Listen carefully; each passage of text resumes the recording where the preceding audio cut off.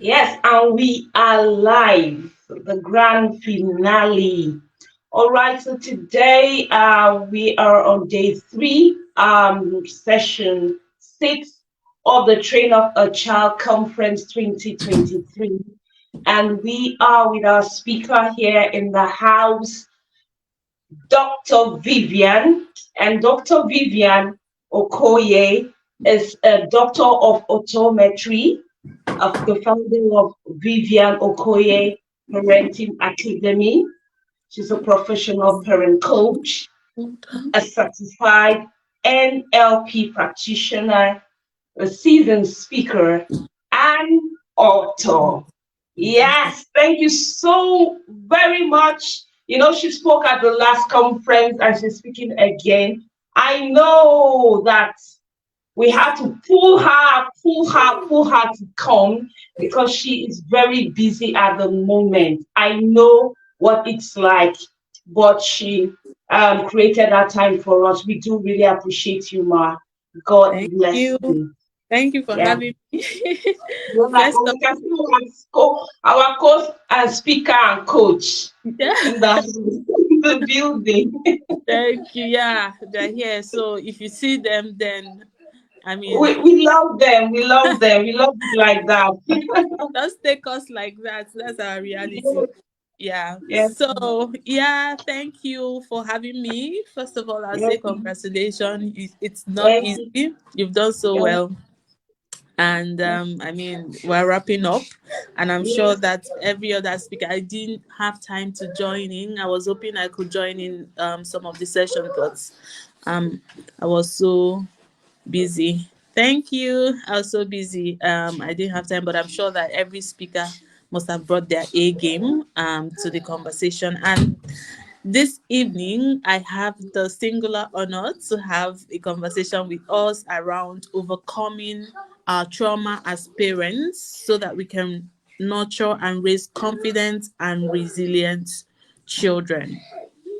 Um, so, guys, thank you for joining me. Thank you, Z, for having me. And, let's just have this quick conversation. So, I want it to be interactive as possible, right?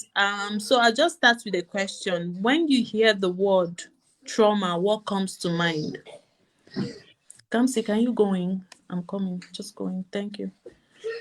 When you hear the word trauma, what comes to mind? Does anybody want to try before, we just delve right into the conversation? I mean, there's no right or wrong answer. I'd just like to know what you think about or what comes to your mind when you hear about the word trauma, because um it's increasingly becoming a very common word and mainstream.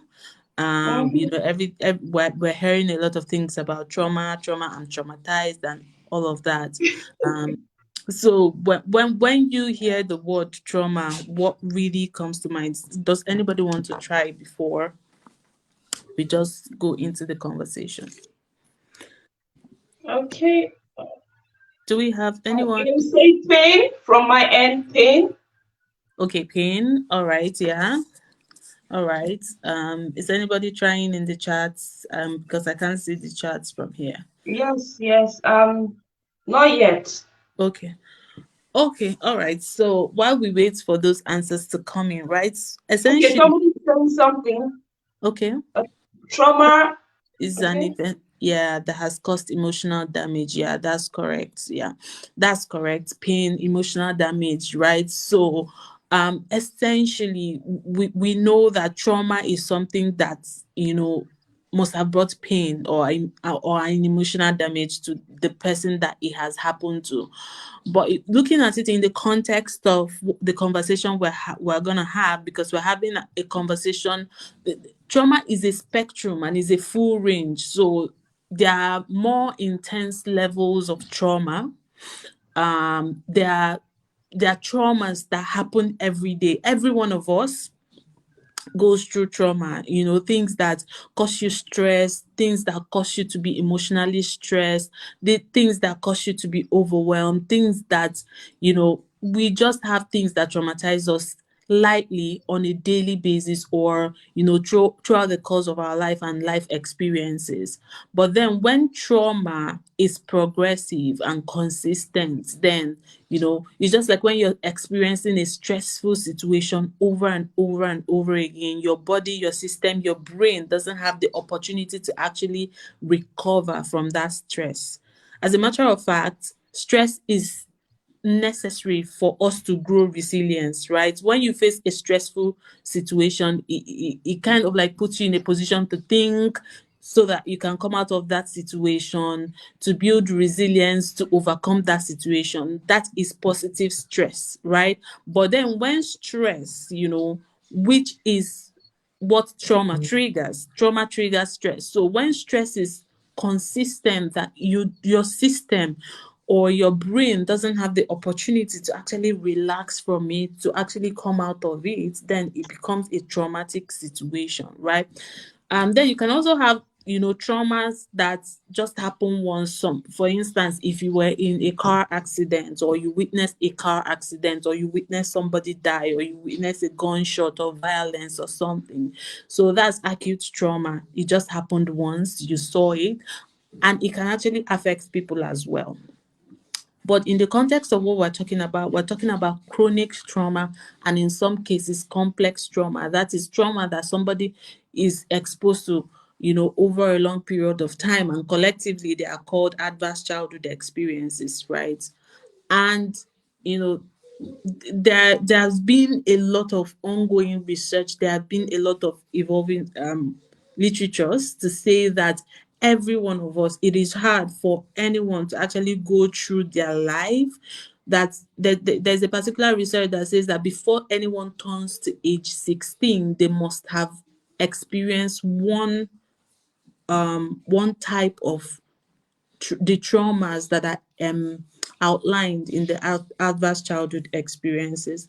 And I say all of this to show us, or to let us know how common trauma is, because when we talk about trauma, people feel like, oh, everything is perfect with me, I didn't experience any trauma, right? So trauma, like I mentioned, is a spectrum. So it can start from mild to very severe trauma. It can be physical abuse, it can be neglect, it can be emotional neglect, it can be poverty for a child.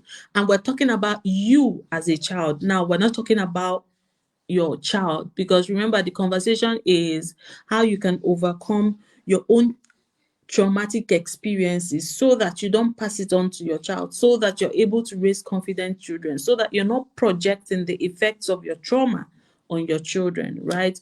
So trauma can be poverty, some trauma can be family dysfunction, right? If you grew up in a family where there's violence, where there's passive aggression, if you grew up with a family where there was separation, where there was abuse and all of that, where maybe a parent was an alcoholic and stuff like that. you know if you were exposed to any of that as a child, it it is potentially a trigger for you to be somebody who has been exposed to traumatic experiences, right? And the thing with trauma is that when you experience trauma, especially as a child, because you're a child, and because at this point you may not have the full memory of those things that happened in your childhood, it doesn't mean that those things did not affect you. Because every time you experience a trauma, you gain perspective, you make a meaning out of it.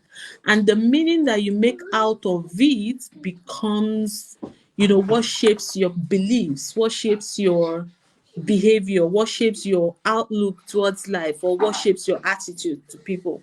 And this is why we say trauma is not about an event, it's about how you interpreted the event, right? And this is why two people can grow up in the same family, and one feels like, oh, I grew up in a very horrible family, my parents were absolutely horrible, I don't like how they treated me, I feel like all my anxiety and all my shortcomings are coming from how I was raised. And then a sibling from that same parents might be saying, well, it wasn't really that bad. I know they didn't do so well, but then, I mean, I'm okay. So that is showing you that these people grew up in the same environment, experienced the same, had the same experiences growing up, but their interpretation of it is different. And interpretation can be based on how you perceive what happened to you, based on your personality, right? And based on maybe the circumstances under which those experiences happened. So essentially, I say all of this to say that when, as we have this conversation and we're talking about trauma, don't dismiss it to say, I did not experience trauma, right? And then trauma, again, I have to point out, is not just about what happened to you, it's also about the things you witnessed happening to others. Or, for instance, happening to the people that you love. Remember, I said household dysfunction can fall under the category of trauma. So, if you're someone who maybe you did not experience trauma, but you witnessed, Kamsi, please, can you go inside? But you witnessed your mom being violated by your dad. That can be a source of trauma for you. And for a child, maybe a 6-year-old child, or 6-year-old you, or 10-year-old you, or 12-year-old you, those traumas can be interpreted in diverse ways. Because let's say, for instance, your parents are fighting and you feel helpless, or you're trying to kind of like speak up or get in between them, and then your father flings you, or your father shuts you up, or your father tells you, to just go to your room. That can affect how you think about marriage, how you think about even your mom, or how you see your dad. And that can form your ideas and your beliefs about how you would run your own marriage, either positive or negative. It can form your ideas and beliefs about how you would treat your own children. So that is how trauma happens. So when trauma happens to you, when you have that experience in your childhood, even as your 6-year-old self, you make an interpretation of it, especially when nobody follows you up to kind of like help you reinterpret. Jesus, take your brother, please, you guys. When nobody follows you up to reinterpret, what has happened and help you gain closure, right? So let me give you a classical example, because we're talking about parenting. If as a child, for every time, you know, let's say for instance, you did not do something, and you were being accused, or there was a perception that you did something, or there was a misunderstanding, and then you're trying to defend yourself and you're trying to explain yourself, and then your parents are shouting you down and accusing you, maybe because an auntie had reported you, shouting you down and accusing you. Nobody wants to listen to you, and at that point you felt powerless. Depending on your age, depending on how you understood the whole scenario and the things that were said, you can just interpret it that, well, it's actually useless explaining yourself, right? Like, after all, they will believe what they will believe. And then that can go on to become how you show up to life, to say, well, I beg, there's no need engaging. So you see people who are avoidant, who avoid any difficult conversation, because maybe their childhood was filled with those experiences where they did not have the opportunity to actually have conversation, to defend themselves, to kind of like go back and forth to understand what happens. So they grow up. We have a lot of people who are like that. They grow up and they do things, they would rather not engage, they would gaslight, or they would just avoid the conversation because that was their own experiences. Now, this is not like something that somebody will say, oh, it is trauma for me. But then this has shaped who you are. It has shaped how you engage in relationship. It has shaped how you interact, and it might even shape how you parent, because you might now also become that person whom doesn't really want to engage in difficult conversation. You might become that person whom your daughter is coming to say, oh, mommy, there's this boy I like. And then because you grew up with that inability to actually engage in difficult conversation, you find yourself shutting down and not knowing how to navigate that conversation with your child, right? So that's a classic example of basic trauma and how it can actually show up in your life, based on your interpretation, and how it can also show up in your parenting, you know, and how you respond to your children. I don't know if I have made sense. All of this while I've been rambling for 15 minutes trying to help us understand the concept of trauma, because I find that it's quite always misunderstood or made to look like it has to be something really terrible, but it doesn't really have to. Every time, every day we experience, you know, situations that are stressful, especially we, our generation, when we were raised, where our parents were mostly very authoritative, not listening, and where were those children who were seen and not heard. Most of those kind of experiences put us in stressful situation, and most of us grew up with those experiences, and it has shaped our beliefs about ourselves. It has shaped how we show up to the world. Another classic example is, if as a child, for instance, you were not allowed to make mistakes, right? For every time you made mistake, you were shouted on. For every time you made age appropriate mistakes, simple mistakes, you were shouted on. This can do two things to you. It can make you feel like, well, making mistake is a terrible thing, and then you start to show up to the world as somebody who is very afraid of making mistake. You become a people pleaser, right? You don't want to be in the wrong, you always want to be right. It can also kill your curiosity. You become that person who, because you're afraid of making mistakes, you don't want to delve into unknown waters, ask questions, or just be curious and courageous, right? So this has happened to us. Unfortunately, we're in a world that is filled with so much distraction that we don't have a lot of people who are reflective, right?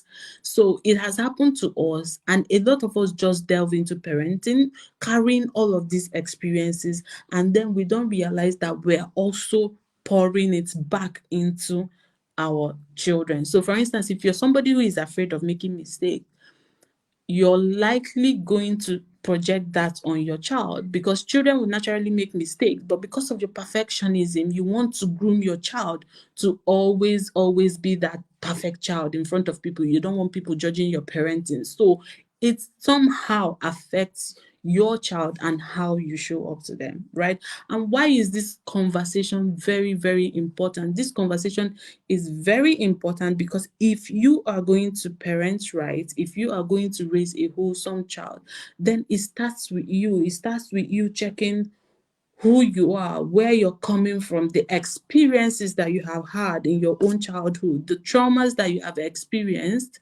and how these traumas are showing up in your life, and how these traumas might impact on the way that you show up to your children, and working on them so that it doesn't impact you, so that you can raise your child the way that God wants you to raise your child. Bearing in mind that the whole essence of this parenting thing, the whole purpose of parenting is actually to groom your child so that they're well equipped to pursue their own purpose, to find their own purpose, right?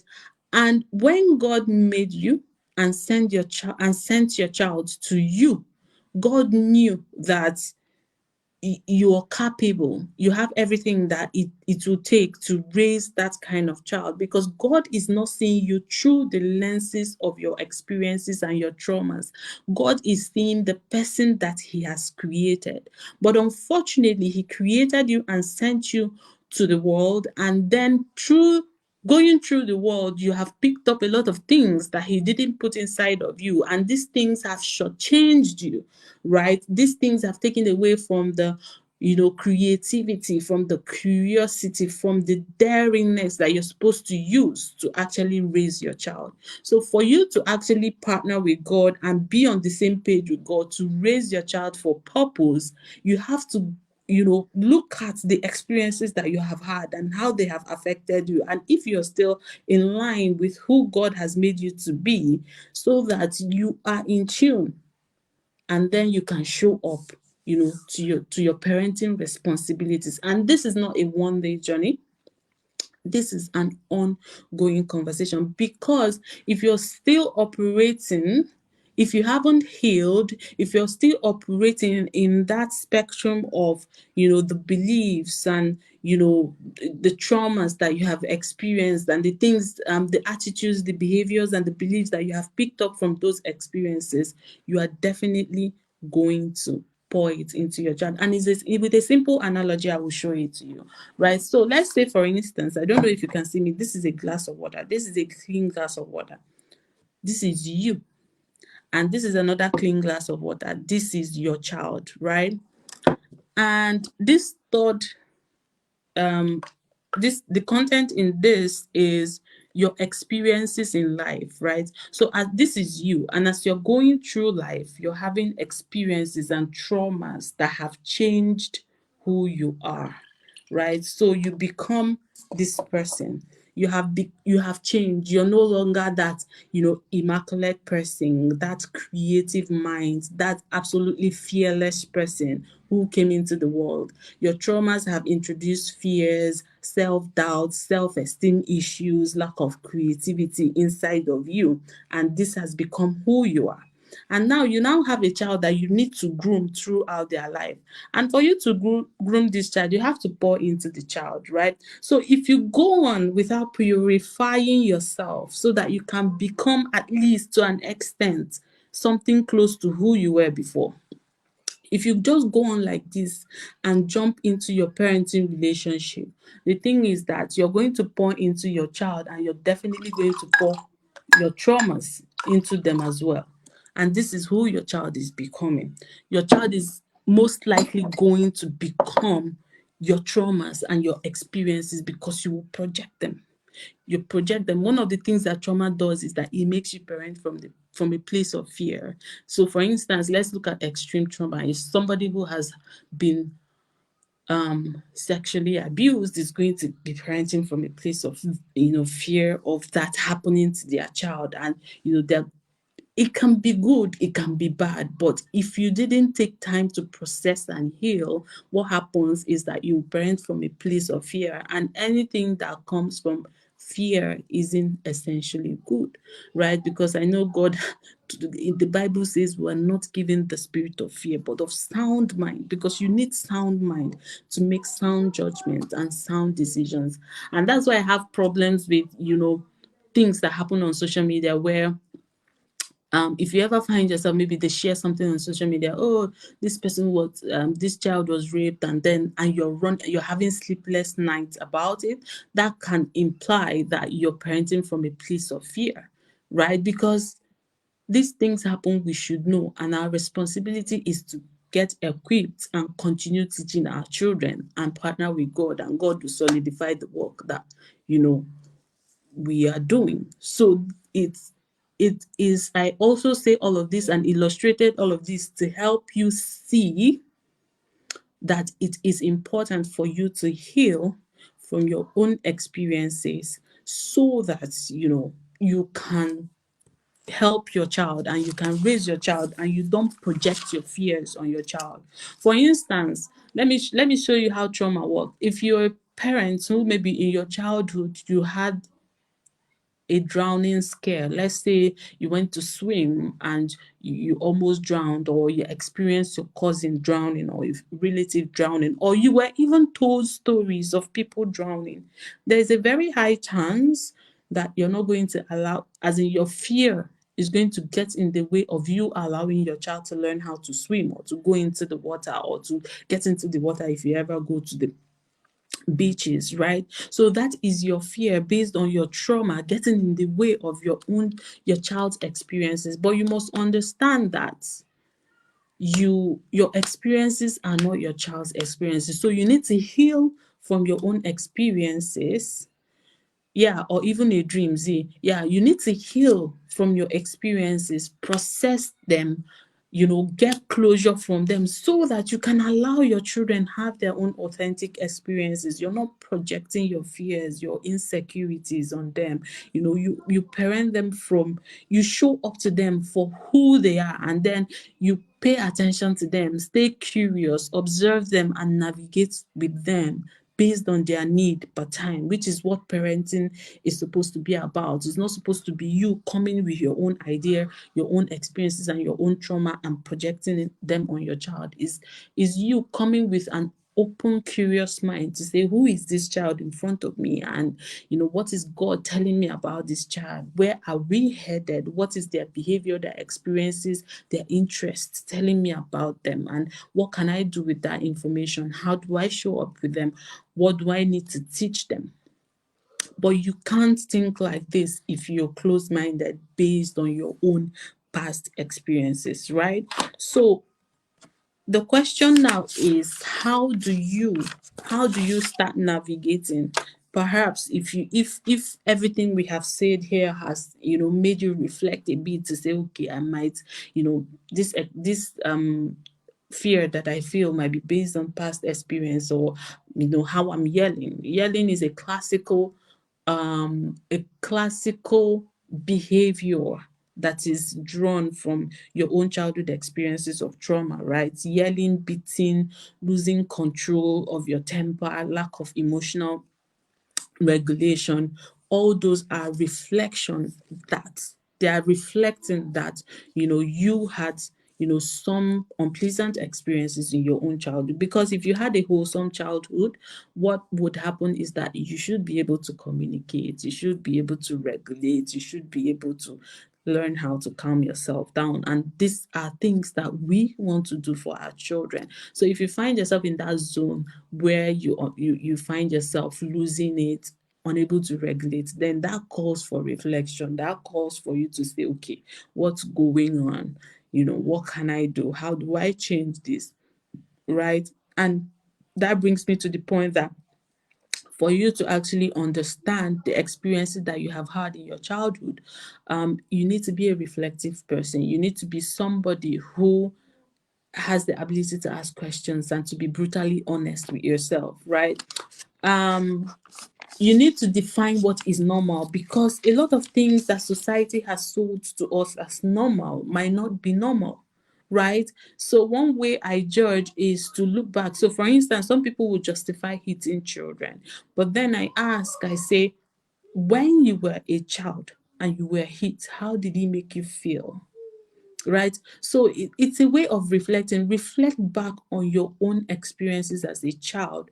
What are the things that made you feel good about yourself? What are the experiences that you enjoyed? What are the values that were thought to you that are helpful to you now? What are the things that you wished that you were taught? What are the mistakes that you made that you wish that somebody was there to help you navigate? And this is how you build the blocks of what you need to do for your own self and for your own children. So you don't just go about your parenting by default. It takes reflection, it takes planning, it takes intention, right? I'll be with you shortly. Cheesy, help your brother, please. All right, sorry about that. Right, so it takes intention, it takes planning, right? So one of the ways of understanding your experiences and even navigating them is to be that reflective person, is to be that person who is consciously asking questions. Why does this thing make me feel this way? Is there any other way I can respond? What is this thing saying about me? Is there anything this thing is telling me about my past? You need to observe yourself with curiosity. As much as I have said that parenting is with curiosity, observing your child with curiosity, you need to also observe yourself with curiosity. Observe your behaviors, observe your responses, observe your thoughts. I mentioned, I posted something recently, and how I ended that post, I said you must be willing to question your thoughts, you must be willing to question biases, right? Why do I think that this is right? Why do I think that responding to my child like this is right? Why do I think that my child, shouldn't question me? Why do I think that a child shouldn't have a voice? Why does my child questioning me irritate me? Right? So show up with curiosity and then constantly look back in your childhood with questions in mind. What happened in my childhood? What are the things that happened, right? That I might now, with the lenses of your understanding of trauma based on this conversation, ask yourself, what are the things that happened, right, in my childhood? How did these things that happened change me or shape my beliefs or shape my ideas of, you know parenting or my ideologies? I'm so sorry, my kids are just in the background doing a lot of things, right? How is it showing up in my life? Tamsi, I'm working. Can you just give me, I'll be with you shortly. Just give me a few minutes. You just ate. I'll be with you shortly. I'll be with you shortly. I'm working. Kamsi, please. It's okay. It's I'll be with okay. you shortly. The hugs. It's okay. Thank you. It's actually their bedtime, right? So I Yeah. expected that to happen. Yeah. So how is this showing up in my relationship and in my parenting? And some of the classical ways that traumatic experience, especially if you're someone who was exposed to maybe verbal abuse, physical abuse, punitive punishment, which is trauma. It's actually trauma. Like some of us call it training, but some of it's if it's extreme, it's trauma. In fact, it's I don't want to paint words, it's actually trauma. For I mean, so for instance, a 3-year old spills water on the floor and you're hitting her. The 3-year old child doesn't have the capacity to in fact, first of all, it's an honest mistake, right? It's not even misbehavior.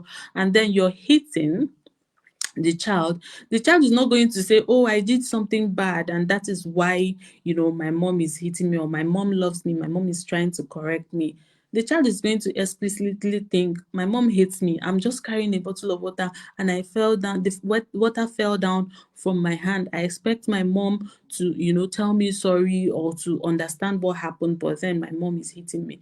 And most times when children do things, they already feel bad because they want to please you. They already feel bad that they have done something wrong. So when you now start shaming, hitting, manipulate, it can be stressful to their tiny brain, and it can qualify as a traumatic experience for a child, right? So most of us experiences this form of traumas in the form of verbal, physical, stresses that we experienced from our own parenting, right? And how some of this shows up in our parenting now, and how we show up to our child, is that it can show up in terms of you find yourself triggered by disrespect, for instance. And why are you being triggered by disrespect? You're being triggered by disrespect because in your own childhood you were not even given the opportunity to express your power. You were not given the opportunity to voice out, right? So anytime you're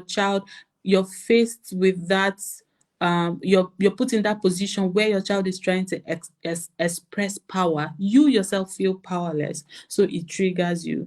You yourself, it's just like trauma kind of like registers in your subconscious. So anytime in your present moment where your subconscious is made to feel the way that it felt when you experienced trauma, you would have the same reaction, right? So as a child, when you were not allowed to express yourself, you probably would cry, right? As a child, you probably will feel cross, you probably will cry because you couldn't express your power. But now as an adult, because you cannot cry for your child, you will still have the same response but in a different way. It's the same fight or flight or freeze depending on what your response is, but now it's in a different way. Now it's now shouting, is now yelling, is now hitting, is now moving from 0 to 100. It's still the same response you had in your childhood but different expression, right?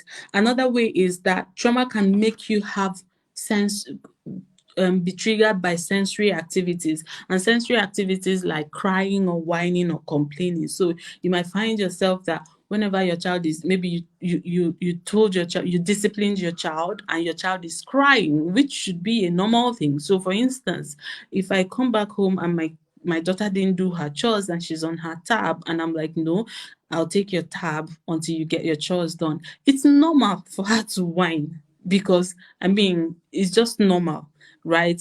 And it doesn't bother me. She can whine all she wants, but she has to do what she has to do. But for some of us, that whining becomes a trigger that, I've seen some parents say, oh, I'm talking and you're talking back. And then it becomes something that leads them to even hit and start, having a exchange of words with their teenagers or their kids, right? That's because you're triggered, because again, as a child, you were not allowed to have a voice. So now that somebody, as in like, when your child is having that experience where you have given them an instruction and they're whining or they're crying, is also reminding you, your subconscious, again, of the same experiences that you had as a child, right? So it's putting you in that position where it's like you're losing control, and then you want to gain that control again, and that's why you see yourself shouting. You're shouting again, right?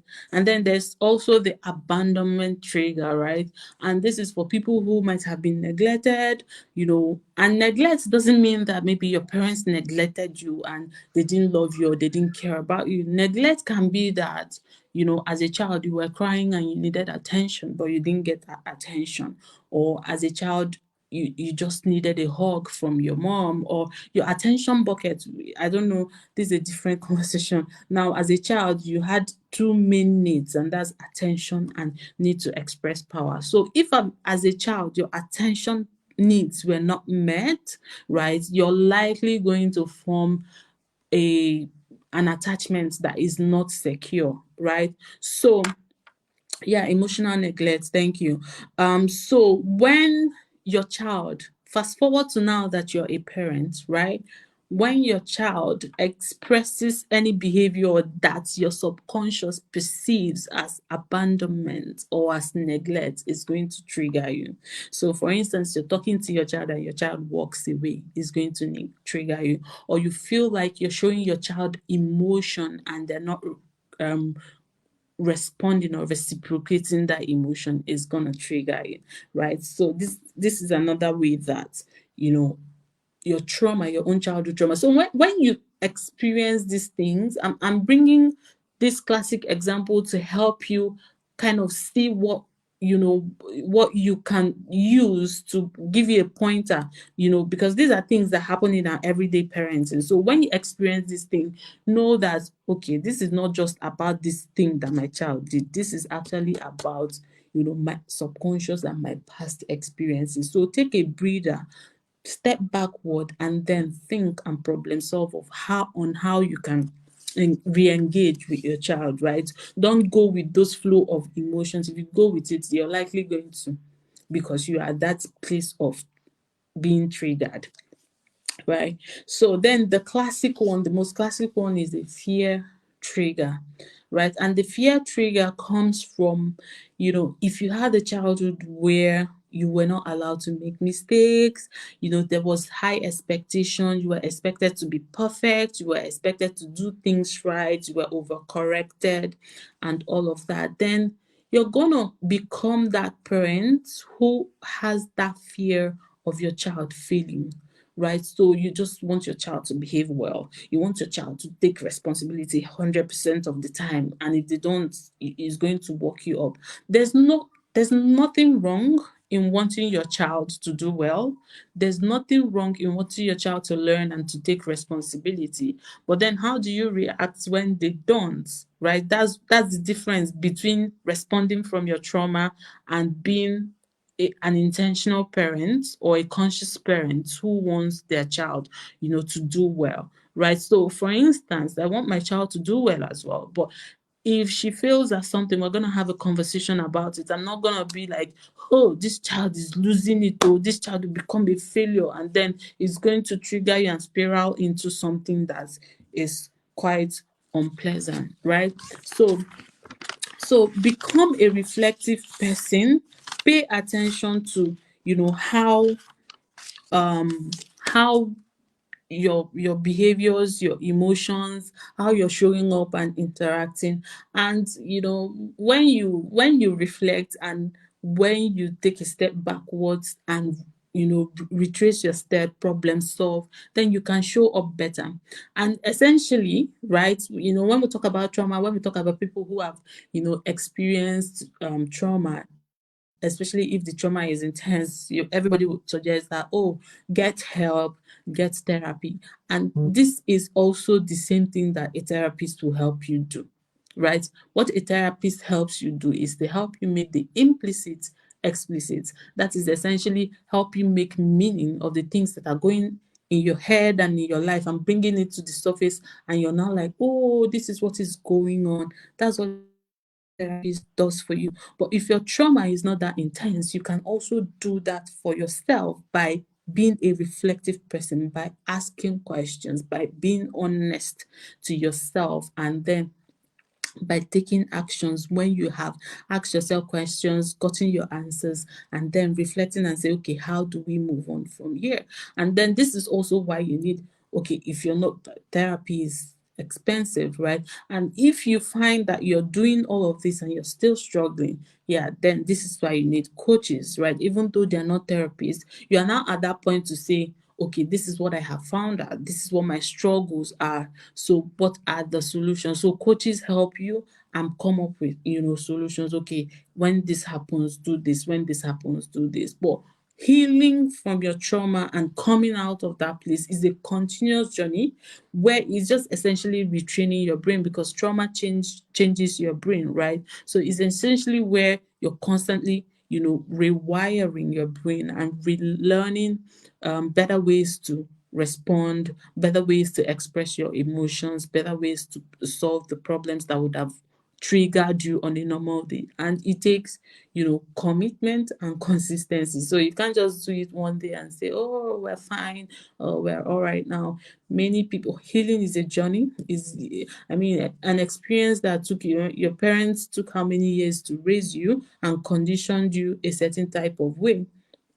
So it's not just going to take you 1 week or 2 weeks for you to change everything that they have done. So it's a journey. If you can afford help, you get help.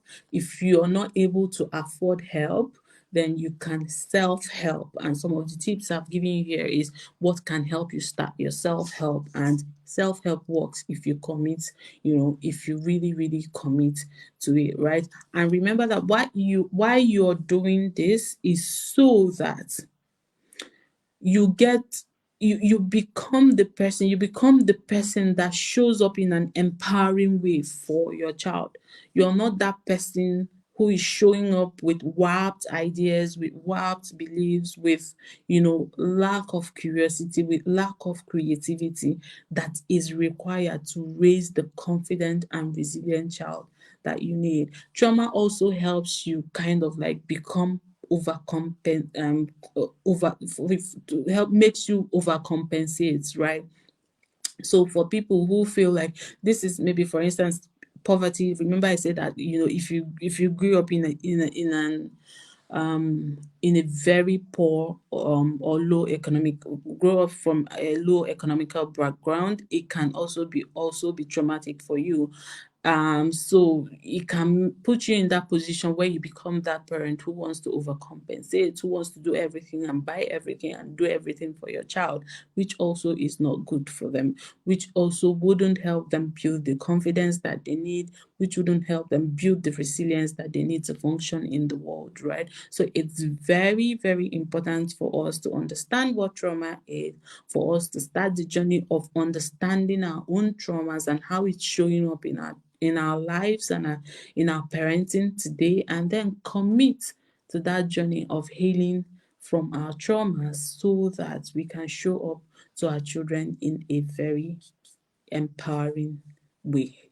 Um, because at the end of the day, the purpose of parenting is so that we can raise our children to fulfill purpose, and there is absolutely no way we can do it if we're not being conscious of our own experiences and coming out of those experiences, healing from them, and showing up in an empowering way for our children, right? So I hope I hope I wasn't too scientific. I was as laymanly as possible. Z, I don't know if we have questions. Thank you, thank you, thank you. Let me just sit so low. Thank you so much, Dr. Vivian. Thank you. I can't see any questions yet. Okay. Okay, I can't see any questions yet.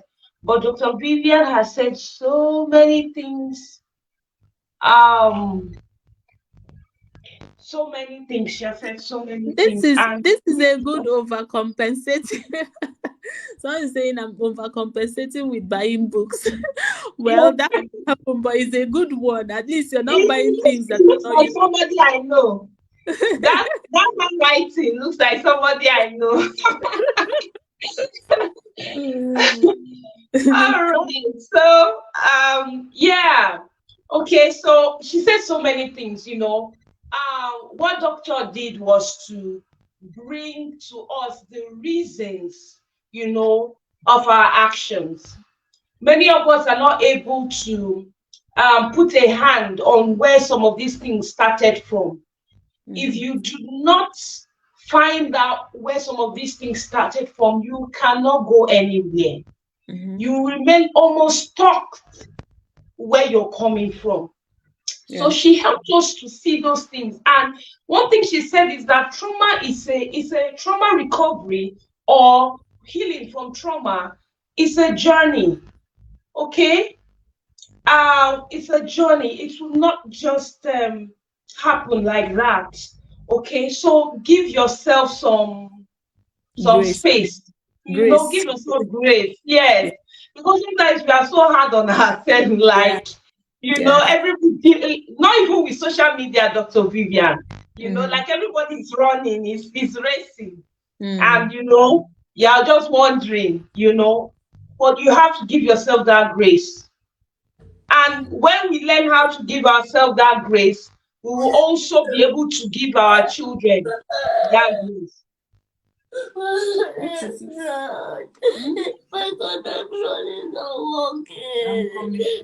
I'm coming. I'll sort it out for you. I'll sort it in. It's a Just big give me issue. 5 minutes. I'll be back. I'll be back. That's it. I'll be back. I'll be It's back. it's a big issue. Eh? Oh, empathy. I think that's a big issue there in Jizzy, the classroom. can you You help me? know, uh, Go and try it again. Dr. Just Vivian is showing us some practical parenting here.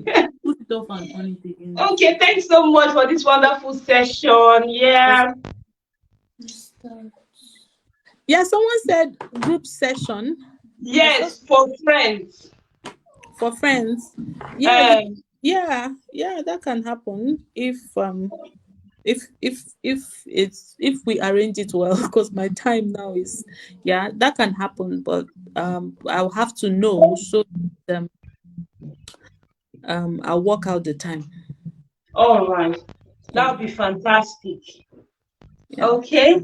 Thank you so much for the wonderful session. All right. So I guess we can get Dr. Vivian inbox and so that you can book an appointment with her on Yeah, that. you can just send me a message on Facebook. Yeah, Facebook Messenger. I should be able to get it. All right, fantastic. Because honestly, true. We all need that. We all need that. All Yeah, need the yeah, sessions and all of that. yeah, Yeah. we do. All right. So thank you so much. I can't see any questions. I've All been right. blessed.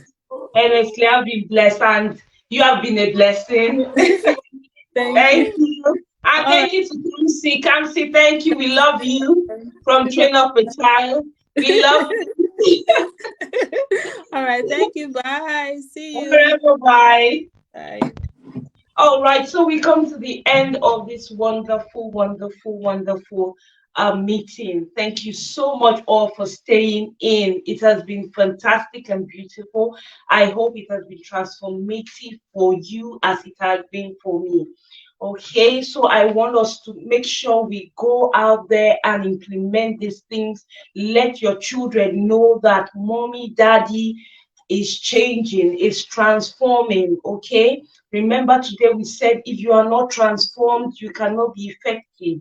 And if you are not effective, you cannot be valuable to your children. So it all lies with you and it all begins with you. When you begin to change, your children will definitely fall in line.